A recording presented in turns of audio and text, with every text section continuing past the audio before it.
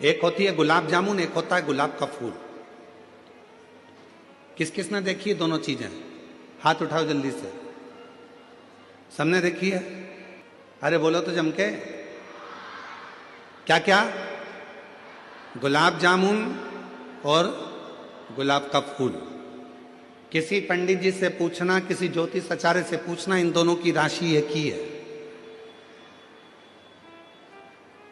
जो गुलाब जामुन की राशि है वही गुलाब के फूल की राशि है। दोनों में सबसे ज्यादा यश में कौन रहता है? गुलाब जामुन। मावे से बनती है खोए से, घी में तरबतर रहती है तलाकर। मावे को भी घी में तला जाता है, जो जिसमें घी भरा हुआ है वो घी के मावे की गुलाब जामुन को घी में तला जाता है, फिर घी में से निकालकर काय में डालते हैं? चाशनी में डालते हैं। कितनी तरबतर रहती है, घी में तरबतर, चाशनी में तरबतर, इलायची में तरबतर, केसर में तरबतर। इतनी सुख की जिंदगी जीती है गुलाब जामुन। और वो गुलाब का फूल कांटों में पैदा होता है, कांटों में बड़ा होता है, कांटों में रहता है। पर दोनों की राशि एक जैसी है, पर दोनों में अंतर क्या है? गुलाब जामुन भले चाशनी में रही हो, गुलाब जामुन भले घी में रही हो, पर खाने के बाद भ्रष्टा में चली जाती है, गंदगी में चली जाती है। और गुलाब का फूल भले कांटों में रहा हो, पर टूटने के बाद मेरे देवाधिदेव महादेव के चरणों में चला जाता है, शिव के चरणों में, भगवान शंकर के चरणों में चला जाता है। राशि एक ही है, गुलाब का फूल और गुलाब जामुन की राशि एक ही है। पर याद रखना, सुख मिल रहा है वो परमात्मा से दूर है, दुख मिल रहा है परमात्मा के नजदीक है, परमात्मा के नजदीक।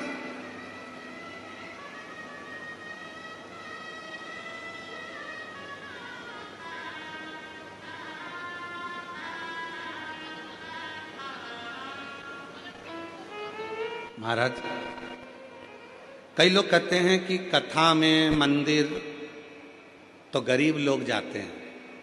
कई लोग कह देते हैं, कहने वाले, ताना देने वाले, अपशब्द कहने वाले कह देते हैं गरीब लोग जाते हैं। तो फिर वो विचार करिएगा, अंबानी परिवार भी तो भगवान के मंदिर में जाकर, हर तीर्थ में जाकर खड़ा होता है। बिरला परिवार भी हर तीर्थ में खड़ा होता है। बड़े बड़े उद्योगपति भी भगवान की अविरल भक्ति में जाकर खड़े होते हैं। क्यों खड़े होते हैं? क्योंकि उनको मालूम है जो सुख धन में नहीं है, जो सुख गाड़ी में नहीं है, जो सुख बंगले में नहीं है, वो सुख परमात्मा की कथा में और भगवान के मंदिर में है, परमात्मा की शरणागति में। वो सुख कहीं नहीं मिल सकता। एसी के रूम में तो हमेशा ही रहते हो, अच्छी अच्छी गाड़ियों में तो हमेशा ही घूमते हो, दिल्ली के मुंबई के ट्रैफिक में तो हमेशा ही फंसते हो। मुंबई के ट्रैफिक में फंसोगे उसका कोई फल नहीं मिलना है, पर शिव महापुराण के ट्रैफिक में फंस गए तो उसमें भी तुम्हारा कल्याण निश्चित है। यह शिव पुराण का ट्रैफिक है। हो सकता है 1.5 घंटा 2 घंटा ट्रैफिक में जाम में तुम फंस जाओ, चिढ़ना मती, हताश मत होना। शंकर भगवान चाहता है, मेरे पास से जा रहा है, धीरे धीरे जाएगा। हो सकता है 3 महीना तो दूर, मैं आज की आज तेरी जिंदगी पलट कर रख दूं, दूसरा दिन तुझे क्या दे दूं, आज मैं तेरा जीवन पलट दूं, आज मैं कृपा कर दूं तुझ पर। क्यों चिंता करता है? तुम मेरे लिए चलकर आया है। शिव महापुराण की कथा कहती है, तुम किसी के घर में जाओगे तो कोई तुम्हारे घर में, बोलो बोलो बोलो, आएगा। तुम किसी की शादी में जाओगे तो कोई तुम्हारी शादी में आएगा।